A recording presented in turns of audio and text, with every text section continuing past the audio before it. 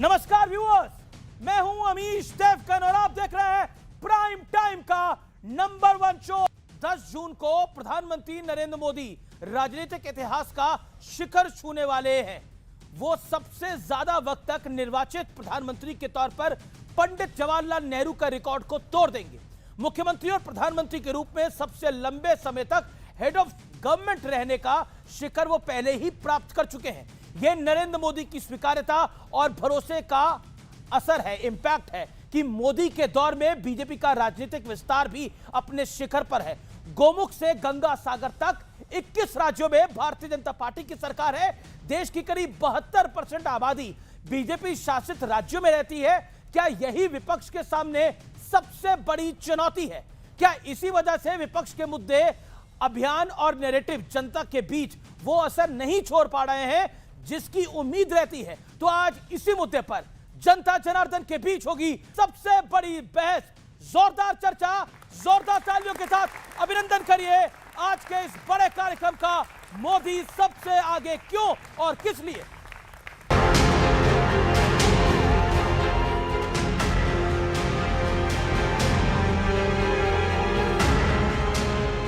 प्रधानमंत्री मोदी को देश की बागडोर संभाले 12 साल हो गए हैं। इन 12 सालों में बीजेपी की सियासी ताकत आसमान तक पहुंच गई है। नॉर्थ ईस्ट से लेकर बंगाल तक ये सब बीजेपी के शासन क्षेत्र में है। लेकिन तरक्की सिर्फ भारतीय जनता पार्टी की नहीं हुई। इकोनॉमी से लेकर कूटनीति तक दुनिया भर में भारत का डंका बज रहा है। केंद्र में मोदी सरकार के 12 साल पूरे होने पर गृह मंत्री अमित शाह ने ट्वीट किया, पीएम मोदी के नेतृत्व में 12 सालों में 80 करोड़ लोगों को निःशुल्क राशन मिला। 4 करोड़ से ज्यादा गरीब परिवारों को पक्के घर मिले। 1,45,000 किलोमीटर सड़कें और 3,000 किलोमीटर आधुनिक एक्सप्रेसवे बने। 10 करोड़ से ज्यादा परिवारों को गैस कनेक्शन दिए गए। मोदी जी ने 12 सालों में एक दिन भी अवकाश लिए बिना देश की सेवा की। मोदी जी का 12 साल एक भारत की विकास के लिए एक बड़ा माइलस्टोन है। उन्होंने देश को दुनिया के अंदर जितना ऊंचा स्थान में ले गया है देश को, भारत आज विश्व को लीडरशिप दे रहा है। नरेंद्र मोदी के प्रति देश के लोगों का अटूट विश्वास है और वो नरेंद्र मोदी हैं जो महामानव पैदा लिए हैं इस युग का। देश की अर्थव्यवस्था तो आज 11वें नंबर से 4थे नंबर पर आ गई है। जो उनका संकल्प है 2047 में विकसित भारत बनाने का, उस सपने को लेके वो चल रहे हैं। इन 12 सालों में एक बड़ा सियासी घटनाक्रम भी हुआ है। कांग्रेस हार पर हार का रिकॉर्ड बना चुकी है और कई दिग्गज नेता सियासत में बड़ी मात खा चुके हैं। इसके बावजूद विपक्ष लगातार कह रहा है कि अर्थनीति, विदेश नीति से लेकर कूटनीति तक मोदी सरकार हर मोर्चे पर फेल हुई है। पंडित जवाहरलाल नेहरू के साथ मोदी जी की तुलना नहीं हो सकती। एक वो महानायक जिसने देश को आजाद कराया, आजादी के लिए 12 साल से ज्यादा जेल में रहा, और दूसरी तरफ मोदी जी, आपके 12 साल याद किए जाएंगे देश की अर्थव्यवस्था को बर्बाद करने वाला। भारत एक मुश्किल वक्त से गुजर रहा है। जहां तक इमरजेंसी का ताल्लुक है, आज भी इमरजेंसी का ऐलान हो या ना हो, इमरजेंसी से ज्यादा बुरे हालात हैं देश के अंदर। बगैर ऐलान किए इमरजेंसी लगी है। क्या आप देख नहीं रहे कि सारी एजेंसीज पे सरकार का कंट्रोल है? तो आज केंद्र में मोदी सरकार के 12 साल पर तथ्यों के साथ जनता के बीच आर पार का स्पेशल एडिशन, 12 साल कमाल वर्सेस सवाल। मेहमानों से परिचय कराते हैं। डॉक्टर सुधांशु त्रिवेदी, बीजेपी के लोकप्रिय प्रवक्ता, मेंबर ऑफ पार्लियामेंट राज्यसभा के। जोरदार तालियों के साथ अभिनंदन है। अजय उपाध्याय जी, प्रवक्ता, नेता, कांग्रेस पार्टी के। जोरदार तालियों के साथ अभिनंदन है। राजकुमार भाटी, वरिष्ठ नेता, समाजवादी पार्टी के। जोरदार तालियों के साथ अभिनंदन है। सतीश के सिंह मेरे साथ हैं, राजनीतिक विश्लेषक। मेरे राइट में और मेरे लेफ्ट में मेरे साथ है राजनीतिक विश्लेषक आनंद रंगनाथन। यानी लेफ्ट और राइट में दोनों दिग्गज हैं, तो यानी 3 नेता बनाम 2 राजनीतिक विश्लेषक और जनता जनार्दन, मेरे युवा मित्रों का जोरदार तालियों के साथ अभिनंदन है। रैपिड फायर राउंड की शुरुआत करते हैं। सतीश के सिंह, शुरुआत आपसे करते हैं। देश में आर्थिक सुनामी आने वाली है, राहुल गांधी के इस नैरेटिव से आप सहमत हैं या नहीं? एक लाइन में हाँ या ना। मैं इच्छा करता हूं कि ऐसी सुनामी ना आए। तूफान उन्होंने कहा था, तूफान तो इकोनॉमी में दिख रहा है। ओके, अगला, जैसा उद्धव ठाकरे शरदराव पवार के साथ हुआ, क्या वैसा ही बंगाल में ममता के साथ होता हुआ दिख रहा है?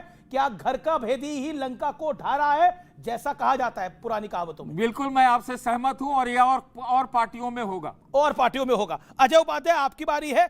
कर्नाटक कैबिनेट के मंत्री रामालिंगा रेड्डी का इस्तीफा, कांग्रेस में कला है या पार्टी का अंदरूनी लोकतंत्र? बताइए, कला है या अंदरूनी लोकतंत्र? देखिए, कर्नाटका में जो सत्ता परिवर्तन, मैंने एक तरह से नेतृत्व परिवर्तन हुआ है, तो नेतृत्व परिवर्तन होने में थोड़ी चीजें आपस में भी कुछ हो सकती है, उसको हम लोग सुधारेंगे। क्या आपको लगता है कि एक पिछड़े को मुख्यमंत्री हटाकर एक अगड़े को मुख्यमंत्री बनाना, आज की डेट में कांग्रेस के सारे अपर कास्ट के मुख्यमंत्री हैं, क्या आपको लगता है राहुल गांधी बात तो पिछड़ों की करते हैं लेकिन काम सिर्फ अगड़ों के लिए करते हैं, मुख्यमंत्री सिर्फ अगड़ों को बुलाते हैं? हाँ या ना? देखिए, हाँ या ना? अरे हाँ या ना, क्या क्या बात कर रहे हैं? तो क्वेश्चन ही ऐसा आपने बनाया है। इसमें देश के हित में और राज्य के हित में जो है वो राहुल गांधी, मतलब पिछड़े राज्य देश के हित में नहीं है। इसमें अगर पिछड़े देश के हित में हमने नहीं है। अगर पिछड़ा मोदी सोचा से ही तो नहीं है उम्मीद करते हैं कि सब पिछड़ों को आगे करें, जब अपनी बारी आती है तो एक मुख्यमंत्री पिछड़ा नहीं बनाते। This is a hard fact. अच्छा ठीक है, अब अगला सवाल संसद में आपसे, बोनस सवाल आपसे। संसद में डीएमके का कांग्रेस के साथ ना बैठने का फैसला सही है या गलत है? भाई, डीएमके का अपना फैसला है, वो लोकतांत्रिक पार्टी है, वो स्वतंत्र है जो डिसीजन ली है। ठीक है, अब राजकुमार भाटी, दीदी का किला दरकना ये बीजेपी की चाणक्य नीति है या ममता बनर्जी का अति आत्मविश्वास? नहीं, इसमें ज्ञानेश कुमार जी का काफी सहयोग। अच्छा, क्या आप मानते हैं कांग्रेस ने तमिलनाडु में जैसे किया वैसे ही एसपी के साथ यानी आपके साथ भी हो सकता है? जो रिलेशनशिप था वो अचानक एक रात में सिचुएशनशिप बदल गया, आपके साथ भी ऐसा हो सकता है? हाँ या ना? सच बताइएगा, दिल पे हाथ रखकर। उत्तर प्रदेश में ऐसी परिस्थिति आएगी ही नहीं। मतलब आप कह रहे हैं आप हारेंगे नहीं और ये आपको जाने नहीं देंगे? हमारी सरकार बनेगी। गांधी परिवार का कोई भी व्यक्ति सपा के समर्थन के बगैर रायबरेली अमेठी नहीं जीत पाएगा। ठीक है, मेरा अब आनंद रंगनाथन, 10 जून को प्रधानमंत्री मोदी का रिकॉर्ड कार्यकाल होगा। मोदी ब्रांड की मजबूती है या मजबूत विपक्ष की सबसे बड़ी नाकामी? मजबूती है, मोदी की मजबूती है। दोनों। ओके, विपक्ष की भी नाकामी? विपक्ष है ही नहीं, हमें विपक्ष। ओके, डॉक्टर सुधांशु त्रिवेदी, ममता दीदी की टीएमसी टूट रही है या फिर भारतीय जनता पार्टी इस खेल में तोड़ रही है? देखिए, कोई कुछ नहीं कर रहा है, जो कुछ हो रहा है वो अपने आप कर्मों की गति से हो रहा है। कोई लाख करे चतुराई, कर्म का लेख मिटे न रे भाई। ओके, अगला सवाल, क्या आपको लगता है paper leak Bharatiya Janata party के लिए सबसे ज्यादा नुकसानदायक मुद्दा है, खासतौर पर युवा जनरेशन? देखिए, हाँ या ना? भारतीय जनता पार्टी का यह मुद्दा नहीं है, नहीं, ये देश के सामने का मुद्दा है, देश के युवाओं का मुद्दा है, और यह सरकार का मुद्दा है, इसलिए इसका पार्टी से कोई संबंध नहीं। क्यों? सरकार आपकी है भाई। अरे भाई, पार्टी का विषय नहीं है, सरकार तो आपकी है। सरकार, बिल्कुल, ये सरकार का मुद्दा है, ये पार्टी का मुद्दा नहीं है। आपका ये एनडीए सरकार, नहीं, आपका ये एनडीए सरकार, तो सरकार इस पे संवेदनशील भी है और सरकार इस पे चिंतित भी। पर ये सबसे कमजोर कड़ी है आज की डेट के अंदर। पार्टी का मुद्दा नहीं है भाई, पेपर लीक सबसे कमजोर कड़ी है। देखिए, ये इस समय एक संवेदनशील विषय है, और ये सिर्फ उसके लिए नहीं, हर युवाओं के भविष्य से जुड़ा हुआ विषय है। इसलिए अच्छा जवाब दिया आपने कि हर युवा के भविष्य से जुड़ा सवाल है, संवेदनशील विषय है। नरेंद्र मोदी एक बहुत बड़ी छलांग लगाने जा रहे हैं, देश के सबसे लंबे समय तक निर्वाचित रहने वाले प्रधानमंत्री बन रहे हैं। क्या आपको लगता है ये कितनी बड़ी बात है? देखिए, ये तथ्य पूर्णता सही नहीं है कि नरेंद्र मोदी जी लंबी छलांग लगाने जा रहे हैं, यह अर्ध सत्य है। पूर्ण सत्य यह है कि नरेंद्र मोदी जी के नेतृत्व में भारत ने एक लंबी छलांग लगा ली है और बड़ी छलांग लगाने के लिए जा रहा है। अब आप कहेंगे कैसे? साहब, इन 12 वर्षों में हम चौथी बड़ी अर्थव्यवस्था बन गए, चौथे बड़े स्टॉक एक्सचेंज बन गए, तीसरे बड़े ऑटोमोबाइल के मैन्युफैक्चरर बन गए, दूसरे बड़े मोबाइल हैंडसेट के मैन्युफैक्चरर बन गए, इंफ्रास्ट्रक्चर में इन्वेस्टमेंट करने वाले दुनिया के नंबर 1 के देश बन गए, डिजिटल ट्रांजैक्शन में दुनिया के नंबर 1 के देश बन गए, और चांद के अछूते कोने दक्षिणी ध्रुव तक पहुंचने वाले दुनिया के पहले देश बन गए। बदलाव अगर आप उसको पूरी तरह देखें, धारा 370 खत्म हुई वो तो छोड़िए, जब 2014 में आए तब रामलला टाट में थे, माफिया सब ठाट में थे। अब रामलला दिव्य मंदिर में आसीन हैं और माफिया लुटे पुटे दीनहीन हैं। जी। जब प्रधानमंत्री मोदी जी आए और तब से आज तक पूरे दुनिया में भारत की छवि में ये और एक और बदलाव आया। राहुल गांधी जी चॉकलेटी युवा नेता से अधेड़ दाढ़ी वाले मतलब वो सद्दाम हुसैन टाइप दाढ़ी वाले नेता में बदल गए। यूपीए उठा खत्म हो गया, इंडी आया खत्म हो गया, पता ही नहीं लगा। तो मैं एक पंक्ति में कहना चाहूंगा प्रधानमंत्री मोदी जी की तरफ से कि दरिया का सारा नशा उतरता चला गया, तू मुझको डुबाता रहा और मैं उभरता चला गया। जी जी, दरिया का सारा नशा उतरता चला गया, तू मुझको डुबाता रहा और मैं उभरता चला गया। और मंजिल समझ के बैठ गए जिस पे चंद लोग, यानी 44, 52 और 99, मंजिल समझ के बैठ गए जिस पे चंद लोग, मैं ऐसे कितने ही रास्तों से गुजरता चला गया। जी अजय उपाध्याय जी, प्रधानमंत्री मोदी नेहरू जी के रिकॉर्ड को बीट कर देंगे, ये अपने आप में बहुत बड़ी बात है। लेकिन एक सवाल आपसे आज बनता है, 25 साल से नरेंद्र मोदी, 25 से भी ज्यादा साल से नरेंद्र मोदी एक हेड ऑफ गवर्नमेंट है, पहले गुजरात के, अब देश के बतौर प्रधानमंत्री 12 साल। क्या आपको लगता नहीं है कि आपकी रणनीति नहीं बदली? आप तब भी एक तरह से जिस रणनीति पे काम कर रहे थे, आज भी उसी रणनीति पे काम कर रहे हैं। क्या आपको लगता नहीं है कि वक्त का तकाजा है, अपनी नीति रणनीति बदलनी पड़ेगी मोदी के खिलाफ? हाँ, पहले तो आपने जो बात रखी है, शुभकामना मोदी जी को कि वो 12 साल पूरा करने जा रहे हैं। उतना साल पूरा करने जा रहे हैं, तकरीबन उतने ही साल पंडित नेहरू देश की स्वतंत्रता के लड़ाई के लिए जेलों के सलाखों में रहे अंग्रेजों से लड़ने के कारण, और देश की स्वतंत्रता उन्होंने दिलाई। तो मुझे लगता है जितने दिन की प्रधानमंत्री पद की अभी मोदी जी की उम्र हुई है प्रधानमंत्री पद की, उतना ही तकरीबन जो है वो जेल में रह करके देश की आज़ादी के लिए देशभक्ति दिखाया। जब नेहरू जी को मिली थी ये देश का सत्ता 1947 में, इंडिया जीडीपी कितना था? केवल 30 बिलियन अमेरिकी डॉलर। और जब 2014 में मोदी जी को हमने दिया था, छोड़ा था, तो 2 ट्रिलियन की इकोनॉमी हमने इनको दी थी। लाइफ एक्सपेक्टेंसी जब उस समय हमारी थी, जब हम देश स्वतंत्र हुआ था, तो मात्र जो है 32% थी। और जब मोदी जी को 2014 में मिली थी तो 68 वर्ष की थी। लिटरेसी रेट उस समय मात्र 12% थी, और जब मोदी जी को हमने छोड़ा तो 74% हमने दिया।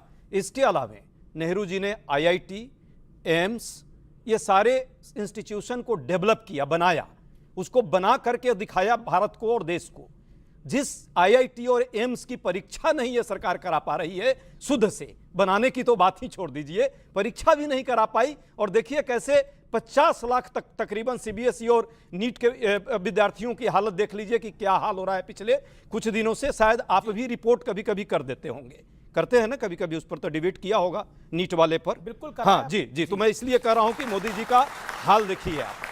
अब इसरो बनाया, IIT, हरित क्रांति, श्वेत क्रांति, न्यूक्लियर प्रोग्राम से लेकर के, और 1991 में जो इकोनॉमिक पॉलिसी हम लोगों ने मनमोहन सिंह जी के नेतृत्व में दी थी, उसका नतीजा है कि देश की बुनियाद हम लोगों ने मजबूत की, और देश की सार्वजनिक संपत्ति, जो जनता की संपत्ति पैदा करने का काम भेल सेल किया, उसको ये सरकार एक ही काम की 14 के बाद से 12 वर्षों में सबको बेचने का काम की। ऐसे मोदी जी को मैं भी थैंक यू कहता हूं कि महंगाई बढ़ाई, बेरोजगारी बढ़ाई, इकोनॉमिक त्रासदी लाई, और देख रहे हैं पेट्रोल डीजल, खाने का तेल, पकाने का तेल, चलने का तेल 100 पार कराया। इसके लिए थैंक यू। 3 मिनट हो गए आपको अपनी बात रखते हुए। आपने बोला श्वेत क्रांति लेके आए, हरित क्रांति लेके आए, और सारी क्रांतियां लेके आए। एक और क्रांति नेहरू जी लेके आए, पारिवारिक क्रांति। पारिवारिक क्रांति भी लेकर आए नेहरू जी, और नेहरू जी पारिवारिक क्रांति लेके आए, इंदिरा जी आई, उसके बाद राजीव जी आए, सोनिया जी आई, राहुल जी आए, सब आए, पारिवारिक क्रांति भी आई। लेकिन क्या आपको लगता है, जो बात एज ए पत्रकार किया है, 10 सेकंड आपको। हाँ बिल्कुल, पारिवारिक क्रांति चश्मा निकालिए, नेहरू जी के बाद देश का प्रधानमंत्री कौन बना था? लाल बहादुर शास्त्री। बताइए ना। लाल बहादुर शास्त्री से इंदिरा जी चुनाव जब नहीं रहे, उसके बाद में चुनाव हुआ कांग्रेस में, और चुनाव सिंडिकेट की लड़ाई में इंदिरा जी जीत के आई। अब आपने मेरे मुंह में हाथ डाला है तो जवाब पूरा सुनना पड़ेगा। इजाजत दीजिए ना अजय जी, इजाजत दीजिए। अब आपने मेरे मुंह में हाथ डाला, आपने बोला अब मैं पत्रकारिता का धर्म पूरा निभाता हूँ।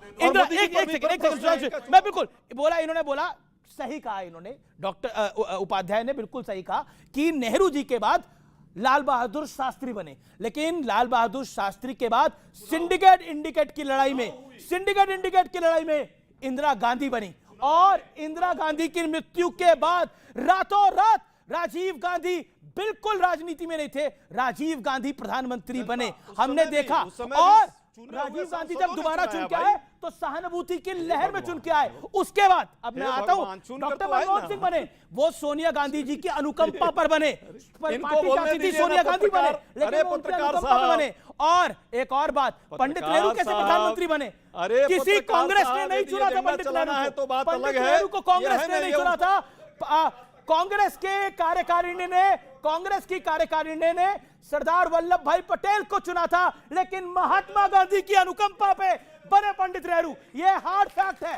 ओके डॉक्टर सुधांशु त्रिवेदी, मैं कोट करता हूं आचार्य कृपलानी की किताब, अरे इंडिया फ्रीडम पर है उनकी किताब, और बहुत फेमस किताब है। उस किताब के 217 पेज पर आप उठा के देखिए, कोई चुनाव प्रधानमंत्री के पद की नहीं थी, कार्यकारिणी जो है हमारी CWC आपसी चुनाव थी, और उस समय सबसे बड़ा नेता गांधी थे। अब आप ये बोल के महात्मा गांधी ने जिनको चुना, सुधांशु जी अब आपके पास है। सुनिए, आचार्य कृपलानी की किताब का नाम था माई डेज विद गांधी, और वो हुआ ये कि जब कैबिनेट मिशन प्लान आया तो कहा गया कि अब नया अध्यक्ष चुन लीजिए, जो अध्यक्ष होगा कांग्रेस का वही अंतरिम सरकार का प्रधानमंत्री बनेगा। अब इनकी बात का पॉइंट बाय पॉइंट जवाब देता हूं। नेहरू जी जेल में रहे, जलवाए जलाल से रहे, अहमदनगर फोर्ट में रहे, जहां पर कि खाना बनाने के लिए खानसामा भी था, प्रेस करने के लिए धोबी भी था, किताब लिखने के लिए असिस्टेंट भी था, और तो और वॉलीबॉल और बैडमिंटन कोर्ट खेलने के लिए भी था। ये सब लिखा हुआ है, और जेल में रहते हुए कितनी सारी किताबें लिख डाली उन्होंने, बड़े से बड़े वो हो गए, और जेल में रहते हुए भी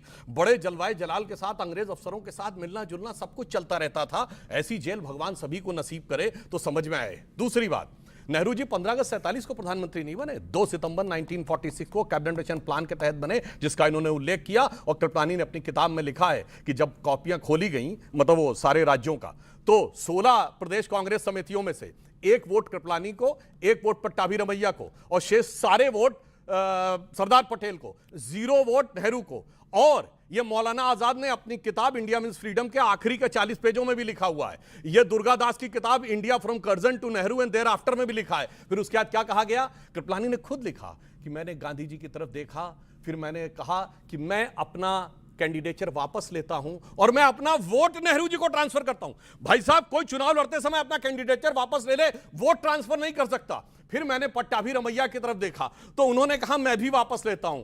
फिर सरदार पटेल की तरफ देखा, सरदार पटेल कुछ नहीं बोले। फिर गांधी जी ने एक चिट्ठी लिख के भेजी, सरदार पटेल ने पढ़ा और उसके बाद उन्होंने कहा बापू मैं भी अपना कैंडिडेचर वापस लेता हूं। तो भारत के इतिहास में 0 वोट पाकर प्रधानमंत्री बनने वाले पहले व्यक्ति। और जब 2 सितंबर 46 को प्रधानमंत्री बने तो तब से अंत क्या हुआ, तब पाकिस्तान भी भारत का हिस्सा था, बांग्लादेश भी भारत का हिस्सा था, अक्साई चीन भी भारत का हिस्सा था, पाकिस्तान ऑक्यूपाइड कश्मीर भी भारत का हिस्सा था और बलूचिस्तान भी हिस्सा था। और उस समय हमारा जो बॉम्बे प्रेसिडेंसी से ओमान तक कवर होता था। और उसके बाद जब नेहरू जी संभाले, उनके दौर में क्या हुआ, आधा पंजाब गया, आधा कश्मीर गया, आधा बंगाल गया और चीन के हाथों मानसरोवर का वह ऊंचा भाल गया। हम आज के दौर में आ जाते हैं और आज के दौर में आना इसलिए जरूरी है। मैं मॉर्निंग कंसल्ट की अप्रूवल रेटिंग देख रहा था और मॉर्निंग कंसल्ट ग्लोबल लीडर की अप्रूवल रेटिंग में पिछले 6 साल में प्रधानमंत्री मोदी 2021 में 70%, 22 में 71%, 23 में 76%, 25 में 75%, 24 में 78% और 26 में आज की जो हालिया का मई की रेटिंग है उसमें 70%। ग्लोबल रेटिंग्स में भी प्रधानमंत्री मोदी हमेशा 70% और उससे अब अभी आते रहे हैं। क्या आपको लगता नहीं है कि प्रधानमंत्री लोकप्रिय हैं तभी तो चुनाव जीत रहे हैं? और राहुल गांधी जी कह रहे हैं कि वो 1 साल में निपट जाएंगे। हो गया। अब ग्लोबल रेटिंग की बात कर रहे हैं मोदी जी का, मॉर्निंग कंसल्ट की जो ग्लोबल रेटिंग है अमेरिका ऑपरेट करता है। छोड़िए ना जी, मंगल ग्रह पर भी अभी यदि आप करवाइएगा ना सर्वे तो वहां भी मोदी जी आएंगे। सबसे विश्व की बड़ी पार्टी है। आप कहां चक्कर में है, कहां चक्कर में है? कोई नहीं है टक्कर में भाई मोदी जी के। मोदी जी का अब जाइए ना, अभी इटली में, अभी रोम में करा लीजिए मेलोडी पर, अब देखिएगा कितना प्यारा उनका रेटिंग है। मोदी नेता हैं, आप इतने बड़े मजाक भाई, मैं प्रशंसा कर रहा हूं। आपने बोला ये चाय वाला जाकर चाय बेचे, वो चाय बेचकर वो चाय बेचते देश का प्रधानमंत्री बन गया। यही आपका थॉट प्रोसेस है। मोदी का मजाक उड़ाते उड़ाते आपको लग रहा है। मजाक नहीं उड़ा रहा हूं, आप जो है हर बात को मजाक ले लेते हैं तो मैं क्या करूं। मैं तो कह रहा हूं मोदी जी वाकई वैश्विक स्तर के सबसे बड़े नेता हैं अभी देखिए ट्रंप से भी बड़े नेता हैं। अलग बात है ट्रंप जब रोकता है कि कैरियर खराब कर दूंगा हूं तो मुंह चुप हो जाता है उनका। वो नेतान्याहू से भी बड़े नेता आज के डेट में हैं। जाते हैं तो देखिए उनको कैसा वो मिलता है, पीठ थपथपाते हैं, मेडल मिलता है, लेकिन होता क्या है देश का। दो फैक्ट बोल देता हूं फिर बाकी इन्होंने कहा भाई हमारे से पहले भैया आपके पूर्वज कौन थे, कहां से बनी थी कांग्रेस, संस्थापक कौन था? एलन ऑक्टेवियम ह्यूम, ब्रिटिश सरकार का सेक्रेटरी। और इनके पहले जरा 15-20 साल के अध्यक्षों के सही जर्मनी का कहां बात थी? अरे ये तो और सुनो भाई, अभी और कान खोल, आरएसएस जर्मनी से बनी थी। ये तो भाई अद्भुत ज्ञान देते हैं। डॉक्टर बल्लीराम हेडगेवार ने बनाई थी। क्या बात करने लगते हैं? डॉक्टर बल्लीराम हेडगेवार ने बनाई थी आरएसएस। इटली और जर्मनी। ये बताओ, हिटलर पावर में आया 1933, आरएसएस बनी 1925। गजब ज्ञान देता है भाई आदमी, गजब ज्ञान देते हैं। 1933 में हिटलर पावर में आया और असली में पावर। नहीं चलो हो गया। एक सवाल, केवल एक सवाल दीजिए, केवल एक सवाल। आपके में नहीं बोला, कृपया एक सवाल सुनाओ भैया। ये काली टोपी आरएसएस वाले पहनते हैं, क्या ये इंडियन टोपी है? ये जो परिणाम करते हैं क्या इंडियन परिणाम है? ये इटली का परिणाम नहीं है? ये इटली का क्यों दुनिया को बेवकूफ बना? अरे भैया इटली वाले तो इधर खड़े हैं। ये परिणाम इटली का परिणाम, भारतीय परिणाम तो ये है, भारतीय परिणाम तो ये है। अच्छा सुनिए भाई साहब, जरा ये वाला बताओ ये वाला प्रणाम नहीं, ये वाला भी हमारे पड़ोसी है, वो भी पड़ोसी है। ये वाला तो हमारा है, वो भी पड़ोसी है। वो प्रणाम वो आपको जब मिलेंगे, देखिए तो मैंने समझा, वो जब इनको मिलेंगे तो ऐसे वाला प्रणाम करेंगे, लेकिन जब अपने ध्वज को प्रणाम करते हैं तो ऐसे वाला प्रणाम करते हैं। वो ध्वज प्रणाम होता है, ध्वज प्रणाम होता है, वो अपने झंडे को प्रणाम करते हैं। पैंट क्या भारतीय पहनावा है? अब तो फुल पैंट क्या भारतीय पहनावा जो हमारा तो धोती है, हमारा पहनावा। वैसे अब कोई बोले आपका जो लाल रंग है वो लेफ्ट वाला लाल रंग है इनके पास, ये लाल रंग लेफ्ट सब का है। विदेशी। अब बोलिए, अब वो लेफ्ट वाला लाल रंग है तो क्या? ये क्रांति का रंग है। क्रांति का रंग तो भगवा था भाई।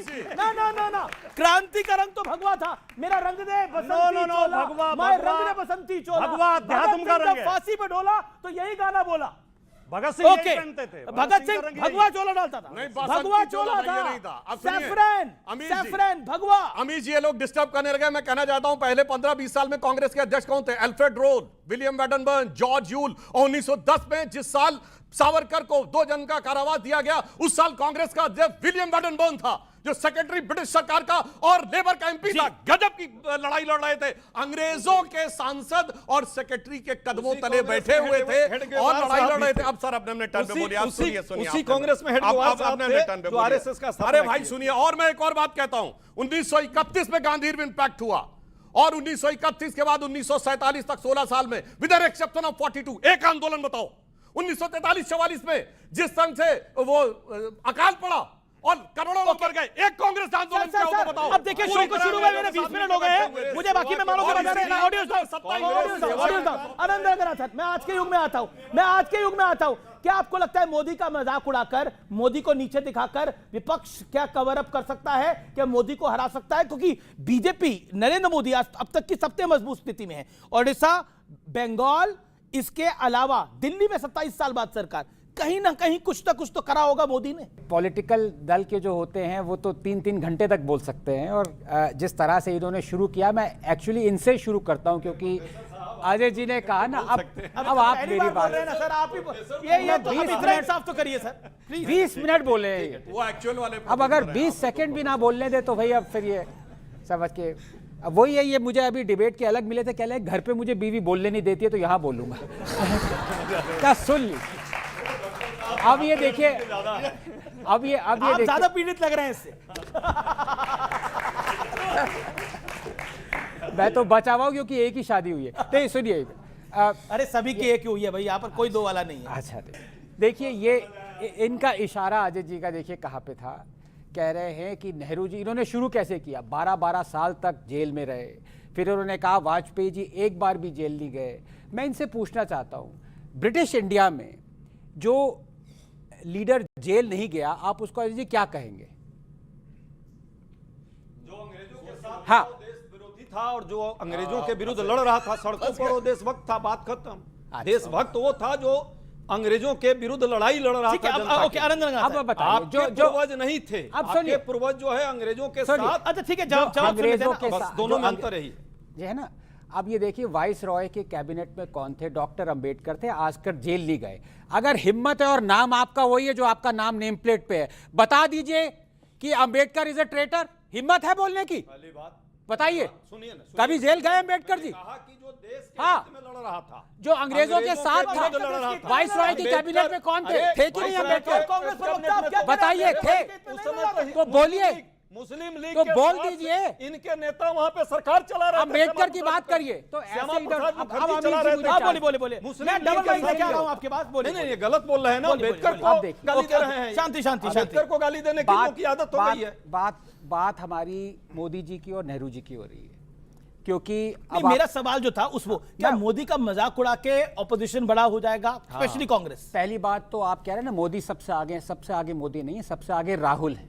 उनके पीछे कोई नहीं है, वो अलग बात है। जो भाग रहा होता है वो सबसे आगे होता है। ये मोदी को जितनी भी गाली दें, इनको ये चीज समझ में नहीं आता कि राहुल गांधी का बस एक ही वो रह गया है मकसद कि ऐसे जीरो चेक कर लो सर। अभी 99 हार चुके हैं इलेक्शन, अभी आ जाएंगे 6 महीने में।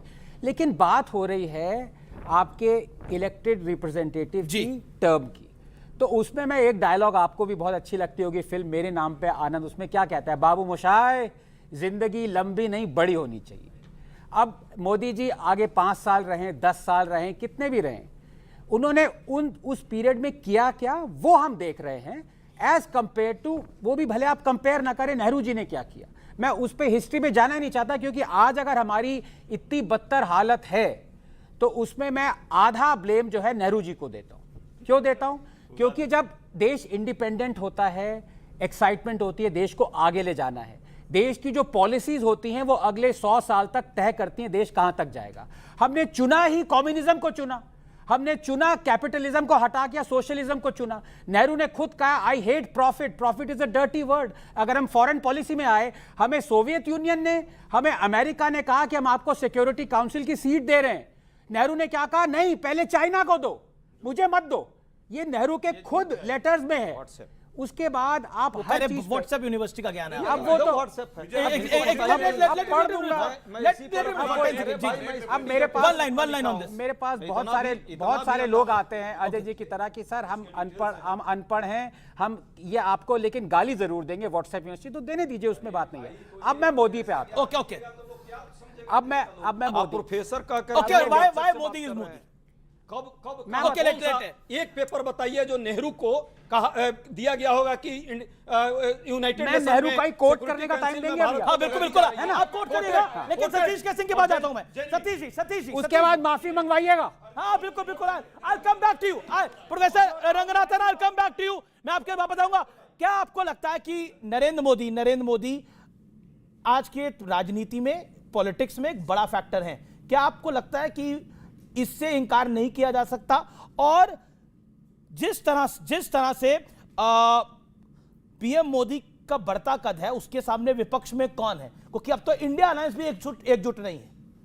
देखिए, निश्चित रूप से मोदी जी का कद बहुत बड़ा है और उनको राजनीतिक रूप से चुनौती भी शायद संभव न हो, लेकिन हमारा ऐसा मानना है कि 12वें साल में, और निर्बाध रूप से आप बोलने दीजिए कि 12वें साल में मोदी जी की सरकार 12 तरफ से कॉकरोच से घिर गई है, 12 तरफ से तिलचट्टे लग गए हैं। सरकार वो होती है जिसको सरोकार हो। अभी आनंद रंगनाथन जी ने कहा कि उस समय नेहरू जी ने फलाना चुन लिया, कम्युनिस्ट चुन लिया, चुना तो सोशलिस्ट था प्रोफेसर साहब। ये कहे कि कैपिटलिज्म चुनते तो ज्यादा अच्छा रहता। अरे भाई, हम तो सुपर कैपिटलिज्म चुने हुए हैं, लेकिन 85 करोड़ जनता को आपको मुफ्त का अनाज देना पड़ रहा है। आप अर्थव्यवस्था कहते हैं, मैं इसको अनर्थ व्यवस्था कहता हूं। ये बेरोजगार व्यवस्था है। आज जो बेरोजगारी की पूरे देश में एक इमरजेंसी जैसी हालत है, बेरोजगारी की इमरजेंसी जैसी हालत। नई टेक्नोलॉजी आप एक करेंगे, आपको सब कोट करके देंगे। आप लोग का इलाज है मेरे पास। सुनिए, अरे नए ये लोग बात करते हैं टेक्नोलॉजी। मैं आपको एक यहां पर डेटा देता हूं। नए टेक्नोलॉजी में दुनिया में क्या है? एआई है, सेमीकंडक्टर है, भाई टेक्नोलॉजी का इंफ्रास्ट्रक्चर है, ये आदि रेयर अर्थ का भी एक उसमें एलिमेंट आता है। 135 ट्रिलियन की अर्थव्यवस्था है पूरे दुनिया में, उसमें भारत का कंट्रीब्यूशन। ठीक है, राजकुमार भाटी, क्या आपको लगता है ये जो गिरेगी मोदी सरकार या राहुल की भविष्यवाणी साकार होगी, या फिर यहां पर भी इंतजार रहेगा? क्योंकि राहुल गांधी भविष्यवाणी दे रहे हैं नरेंद्र मोदी की सरकार गिर जाएगी और मोदी नए रिकॉर्ड बना रहे हैं। देखिए, दलिया जितना बिखर चुका, मुझे थोड़ा समय देना। आप काफ़ी राय तो बिखर चुका है चौराहे पे। देखिए, सरकार तो सबकी बदलती है, कोई सरकार हमेशा नहीं रहती, तो ये तो सोचना ही बेकार है कि सरकार नहीं बदली जाएगी, वो तो बदली जाएगी। अभी मैं आनंद जी की बात से ही शुरू करना चाहता हूँ कि बाबू मोशाया, जिंदगी लंबी नहीं, जिंदगी जो अच्छी होनी चाहिए। तो जब नेहरू जी की और मोदी जी की तुलना करें तो ये ना देखें कि कार्यकाल किसका कितना रहा, ये देखें कि काम किसने बेहतर किया। हमारे भगत सिंह देश के लिए 23 साल की उम्र में फांसी पर चढ़ गए, और वो हर भारतीय नागरिक के दिल में बसे हुए हैं, उनका हर भारतीय इज्जत करता है। हमारे सावरकर जी अंग्रेजों से माफ़ी मांग के 83 साल तक जिए, तो क्या सार्थक जिंदगी रही? 83 साल भी जी लिए तो क्या जी लिए। नेहरू जी ने जब देश संभाला था, पहला बजट हमें पता कितने का था? मात्र 197 करोड़। पता है भारत की साक्षरता दर क्या थी? पुरुषों की 25%, महिलाओं की 7%। ऐसे खराब हालत में जब बड़े बड़े विश्व के राजनीतिक विश्लेषक ये भविष्यवाणी कर रहे थे कि ये भारत केवल 10 साल टिक पाएगा और ये भारत टूट जाएगा, ऐसे बुरे समय में नेहरू ने इस देश को संभाला, और उन्होंने इतने कम बजट में, इतने कम संसाधनों में क्या किया? भारत को IIT दिए, IIM दिए, भारत को एम्स जैसा संस्थान दिया, बेल दिया, भेल दिया, निर्गुट सम्मेलन जैसी अंतर्राष्ट्रीय संस्था का नेतृत्व किया, और डिस्कवरी ऑफ इंडिया जैसी किताब उसको विद्वता का प्रचारक है। और उनकी विशाल हृदयता यह थी कि उन्होंने अपनी पूरी प्रॉपर्टी देश को दान कर दी। जो इलाहाबाद का आनंद भवन था वो देश को दे दिया, और खुद सरकारी भवन में रहने लगे। तो नेहरू का क्या मुकाबला कर सकते हैं? उनकी देशभक्ति ये थी कि वो 11 साल देश जेलों में रहे अंग्रेजों के खिलाफ लड़ते हुए।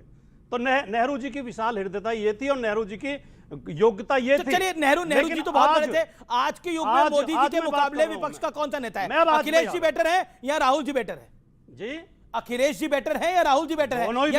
ममता दीदी पर आपका दावा? दोनों ही बेहतर है, दोनों एक दूसरे से बेहतर हैं, दोनों एक दूसरे से अच्छे हैं। नहीं, एक चूज करना है ना। हाँ, दोनों नेता तो एक ही हो सकता है। अब मोदी है तो मोदी नेता है ना, अमित शाह नेता नहीं है ना। सामूहिक नेतृत्व भी होता है, सामूहिक नेतृत्व, जैसे देवेगौड़ा जी के समय था, जैसे इंद्र कुमार गुजराल जी के समय था, सामूहिक नेतृत्व। हाँ, सामूहिक नेतृत्व था, बिल्कुल था।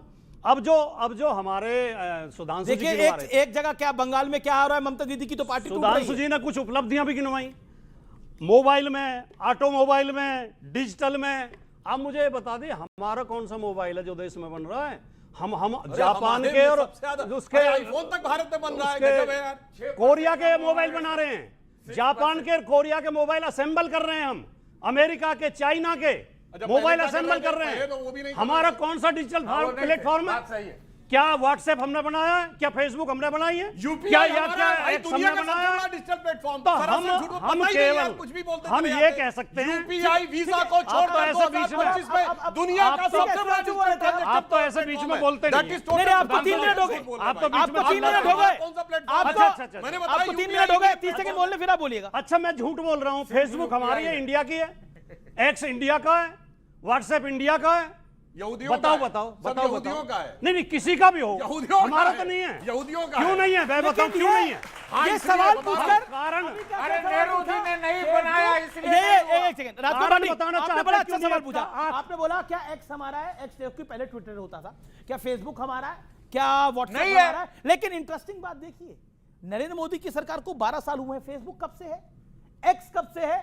और व्हाट्सएप कब से है? यानी आप अपनी सरकार में जो सरकार अजय उपाध्याय की थी, उसमें सवाल खड़ा कर रहे हैं कि आपने क्या करा। यूट्यूब कब से है? यूट्यूब कब से है? और एक इंटरेस्टिंग बात, राजकुमार भाटी ने बातों बातों में बोला जिस सरकार को ये समर्थन दे रहे थे, आपने उसी सरकार पे सवाल खड़ा कर दिया। आपने उपलब्धियों के मतलब पे सवाल खड़ा कर रहा हूं। यूपीआई की उपलब्धियों को अपनी मत गिनवाई है। ठीक है, लेकिन सवाल लेता हूं, सवाल। ओके, आप एक एक अपनी बात रखेगा। आपको क्या मेरा सवाल ये है कि इतनी देर से यहाँ पे बात हो रही है, लेकिन अफसोस की बात ये है कि पूरी दुनिया में जिसमें सबसे ज़्यादा युवा है वहाँ पर इतने एग्ज़ाम लीक हो रहे हैं। CBSE का एग्ज़ाम देख लीजिए सर, आप CUET का एग्ज़ाम देख लीजिए, अभी नीट का एग्ज़ाम लीक हुआ है, और सर SSC में भर्तियाँ कई महीनों बाद आती है। सर ऐसे कैसे चलेगा? हमारी युवाओं की कब बात होगी? ये युवाओं की बात कब होगी? एक तरह से ये भी एक बड़ा मैसेज है आपके लिए कि सत्ता के गुमान में गवर्नेंस को मत छोड़िए, क्योंकि मोदी जब 12 साल पहले आए थे तो उन्होंने बोला था minimum government and maximum governance. क्या आपको लगता नहीं है उस पर सवाल उठ रहे हैं? हाँ बिल्कुल, देखिए जो कुछ घटना हुई है वो बहुत दुर्भाग्यपूर्ण है, इसलिए इस विषय पर सरकार न सिर्फ सतर्क है, सजग है, बल्कि संवेदनशील भी है। कार्रवाई भी हो रही है, जांच भी हो रही है, और सॉलिसिटर जनरल ने सुप्रीम कोर्ट में कहा है कि प्रधानमंत्री जी व्यक्तिगत रूप से भी उस चीज को मॉनिटर कर रहे हैं। और इस बार स्थिति थोड़ी अलग है। पेपर लीक ये होता है, पेपर यहां से छपा, सेंटर में गया, बीच में लीक हो गया। इस बार ऐसी स्थिति हुई कि पेपर सेटर्स ने पेपर लीक कर दिया। मतलब आप ये समझिए कि अगर जज जिसको जजमेंट देना है तब तक जजमेंट गुप्त रहता है और वही लीक कर दे, तो ये एक अलग विचित्र स्थिति उत्पन्न हुई है। मगर उससे भी कैसे निपटा जाएगा, अब उसके बारे में भी विचार हो रहा है। ओके, पॉइंट आपका सवल क्या है और किसका सवाल है? मैं हाथ खड़ा करिए। स्क्रीन पे प्रधानमंत्री मोदी के अलावा 4 प्रधानमंत्रियों का पिक्चर दिख रहा है, जिन्होंने कुल मिला के 293 प्रेस कॉन्फ्रेंस की है। हमारे देश के प्रधानमंत्री प्रेस कॉन्फ्रेंस क्यों नहीं करते हैं? क्या हमारे सबसे बड़ी लोकतंत्र देश को ये शोभा देता है कि हमारे देश के प्रधानमंत्री सवाल नहीं लेते हैं? जवाब सुधांशु त्रिवेदी। सोनिया गांधी ने कितनी प्रेस कॉन्फ्रेंस की थी? 4 से 14 प्रधानमंत्री नहीं रही। भाई सुनो, असली नेता कौन था? अब सुनो असली तो आप भी जवाब सुनिए, दीजिए ना, सवाल आया। ओके, सवाल आया। अब भाई साहब आप कान खोल के सुनो, अब बताता हूँ।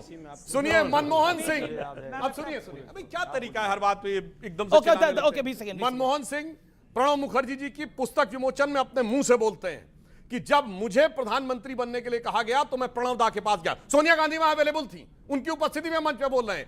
तो मैंने कहा प्रणब दा आप मुझसे अधिक योग्य हैं, प्रणब दा आप सबसे अधिक योग्य हैं, मगर मैडम ने मुझे कहा है, और इन्होंने कहा कि जो मैं यहां हूं तो मैडम की वजह से हूं।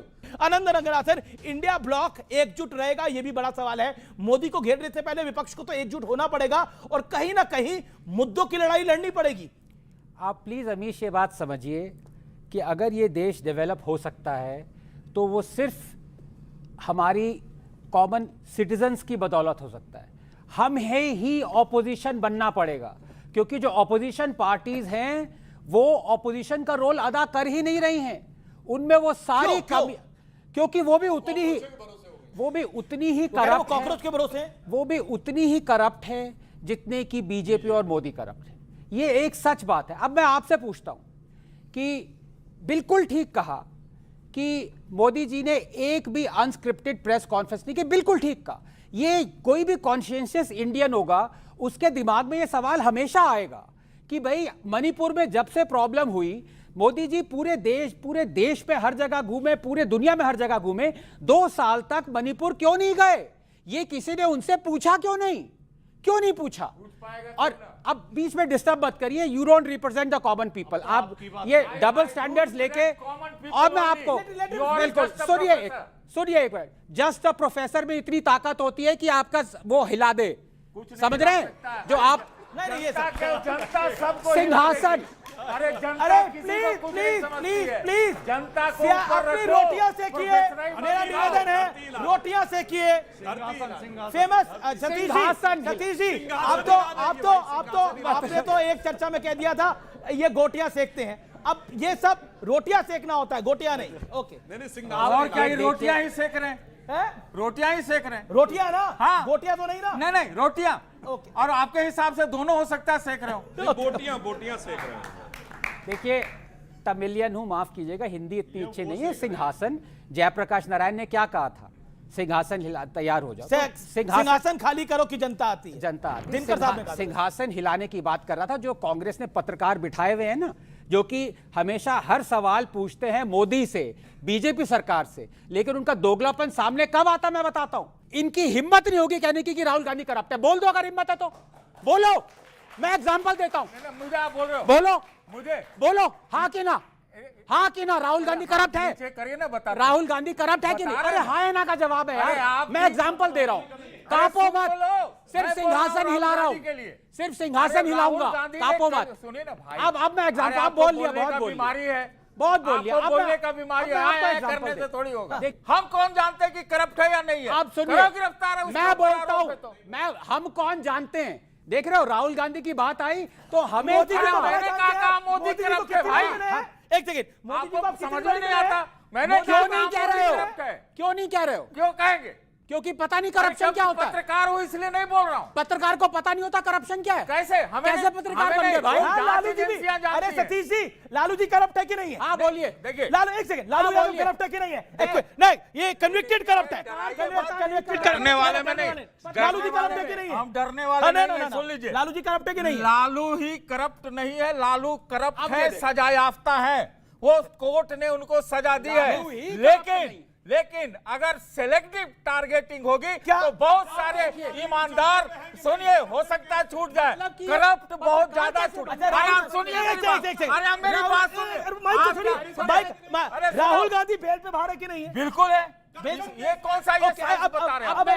अजय भाई, आपने बोला, हाँ बोले, हाँ गलत नहीं आपके साथ, अब नहीं आप बोल सकते गलत हो रहा आपके साथ, आपको भरपूर मौका मिला है। विक्टिम कार्ड खेल लूं? हाँ, विक्टिम कार्ड तो सब खेलते हैं आजकल भाई, तो एक ही कार्ड में तो चल रहा है विक्टिम कार्ड। नहीं, आपके पास 5-6 क्रेडिट कार्ड है। ओके, हाँ देखिए, डेबिट कार्ड होने चाहिए, क्रेडिट कार्ड से क्या होता है? इसीलिए कह रहा हूं, बात सुनिए ध्यान से।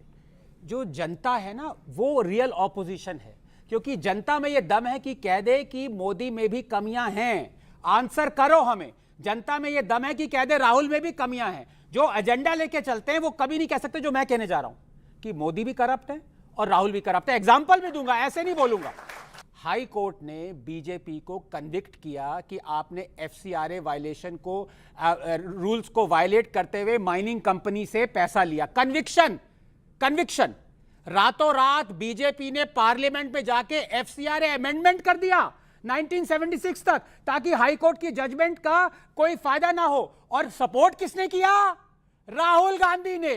क्यों? क्योंकि हाई कोर्ट ने राहुल गांधी को भी कन्विक्ट किया था। तो ये दो चोर मिल जाते हैं तो काम हमारा है। ओके, अब देखिए, अब बीजेपी और कांग्रेस दोनों हाथ खड़ा कर रहे हैं। आपने मेरी मुश्किल बढ़ा दी है। बीजेपी और कांग्रेस दोनों हाथ खड़ा कर रहे हैं। मैं वक्त है एक ब्रेक का। ब्रेक के उस पार सीएनबी आवाज के टक्कर में एक बड़ी खबर के साथ वापस आएंगे। हमें तो अपनों ने लूटा, गैरों में कहां दम था, और हमारी कश्ती, इस देश की कश्ती वहां डूबी जहां सिर्फ भाषणों में दम था, ज्ञान। जिस कंपनी के ऊपर कार्रवाई हो रही है, जिसने नीट का किया था, ये बताओ तेलंगाना यूनिवर्सिटी में कौन कर रहा है पेपर? धारवाड़ यूनिवर्सिटी में कौन कर रहा है? बंगलौर यूनिवर्सिटी में कौन कर रहा है? कैंसिल किया कि नहीं किया? क्यों नहीं कैंसिल किया? तुम्हारी गवर्नमेंट को ब्लैकलिस्ट किया गया।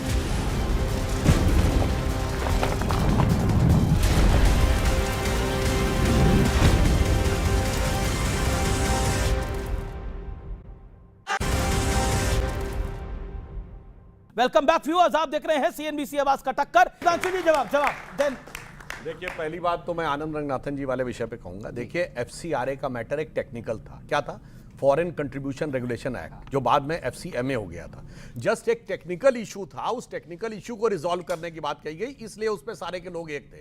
अब आप उसको एक करप्शन के हाई कोर्ट ने कन्विक्शन किया था। एक सेकंड, नहीं, हाई कोर्ट ने अनेक बातों में किया है। नहीं तो क्या हुआ उस कन्विक्शन? एक मिनट, मैं एक बात कहना चाहता हूं। कर दिया। सुनिए, अब सुनिए, हाई कोर्ट ने जमींदारी उन्मूलन को भी कर दिया। नहीं, एक सेकंड। हाई कोर्ट ने तो लैंड सीलिंग को भी कैंसिल कर दिया था। हाई कोर्ट, वो अलग बात है। देखिए, इसीलिए मैं कह रहा हूं, सुनिए, सीधी सी बात बताता हूं। हाई कोर्ट ने एफसीआरए एक्ट पढ़ा, भाई देखिए, उसमें एक रूल था, आपने वो रूल वायलेट किया। हाई कोर्ट ने कहा ये रूल वायलेट किया, जी नहीं, फिर आपने रूल बदल दिया। जी नहीं, क्यों बदला? बात बता रहे हैं। क्यों बदला? वो बैक डेट में लागू करने से देश की अर्थव्यवस्था पे, जैसे एसआर का मैटर था, जब प्रणब मुखर्जी जी फाइनेंस मिनिस्टर थे, बैक डेट से उसको ठीक किया गया। उसका कारण है कि बहुत सारी चीजें टेक्निकल थे, कोई और बोलता हो गया तो कारण निकला। नहीं, उससे पहले क्यों नहीं हुआ? मैं आपसे कह रहा हूं, कन्विक्शन था। बोलिए, आपको प्रोफेसर हो के ऐसे बोलना शोभा नहीं देता। कहां कन्विक्शन, कहां करप्शन था? करप्शन वर्ड हो तो बोलिए, उसमें बोलिए करप्शन वर्ड हो तो। That was just a technical anomaly।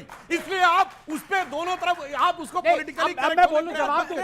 अब छोड़िए, अब मैं जवाब दूं। करप्शन वर्ड कोर्ट ने कहीं नहीं बोला। करप्शन वर्ड बोला था। नहीं, आपने बीजेपी और कांग्रेस दोनों को बोला कि दोनों कन्विक्ट हुए करप्शन के अंदर, और राहुल जी और मोदी जी मिल गए। उन्होंने कहा एक सेकंड, क्या नहीं, क्या कहे? कुछ वैसा ही है। सुनिए, हवा का रूप देख करके कैसे इन्होंने रंग बदला है।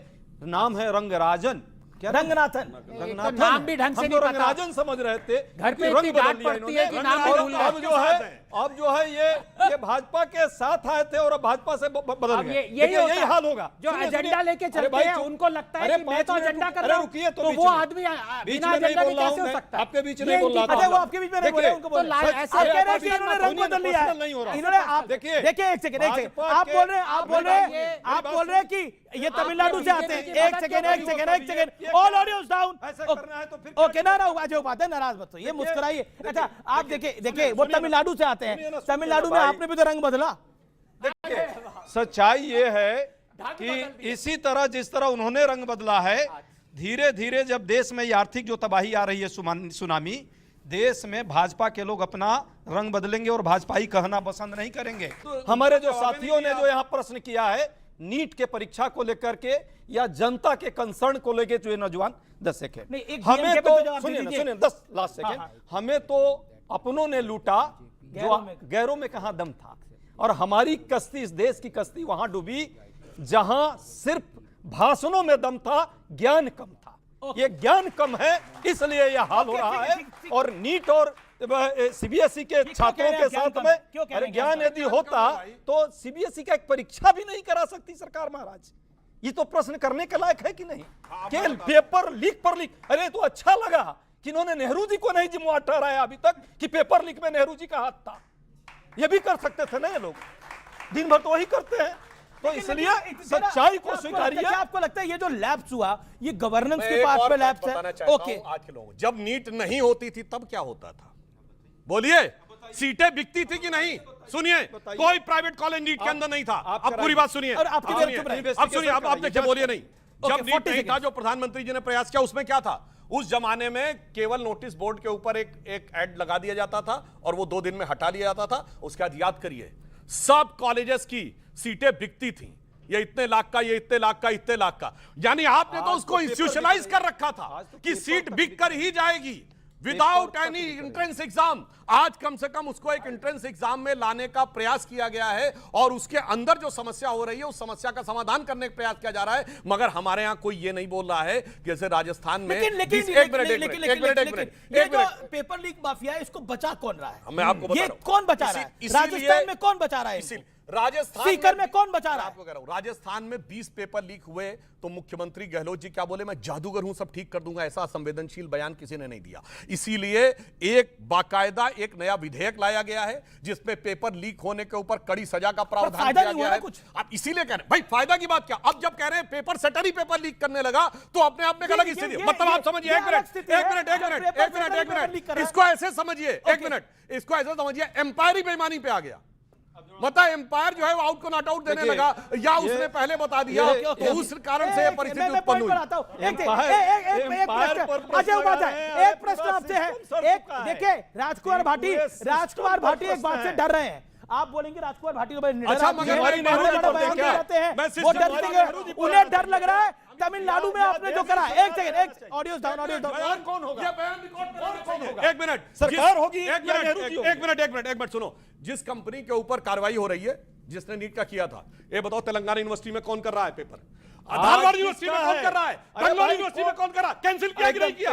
चोरी कैंसिल किया। तुम्हारी यहाँ राज्य सरकार है, यहाँ भी उसी पेट को ब्लैकलिस्ट किया गया था। जवाब दो, कैंसिल क्यों नहीं किया? अच्छा, एक Rajkumar Bhati, university, Telangana university, Dharwad university, Bangalore university, विषय में आ जाते हैं। ब्लैकलिस्ट को हटा दिया कैंसिल क्यों नहीं किया? और ये ठेकेदारी प्रथा पर एग्जाम कराएंगे लोगों अरे के भाई, भविष्य तुम को, भी वैसे ही करा रहे हो, पूछ रहा हूं ना। देश के लाखों तुमने भविष्य उसको को ठेका क्यों आप दिया? ठेका देंगे और ठेका देकर के देश को जो है बर्बाद करना चाहते हैं, नौजवानों को बर्बाद करना चाहते हैं। ये आप सरकार की जिम्मेवारी है और आप मेलोडी खिला रहे हैं। अरे देश के जनमानस को ये नौजवान चाहते हैं कि इस देश में सही से परीक्षा हो, उनको रोजगार मिले, उनका भविष्य सुरक्षित हो। गलत है और इस पर कोई भी बर्दाश्त नहीं करेगा। नहीं तो मुझे जवाब दो भाई, उस कंपनी को अपनी राज्य सरकार में क्यों दे रखा है?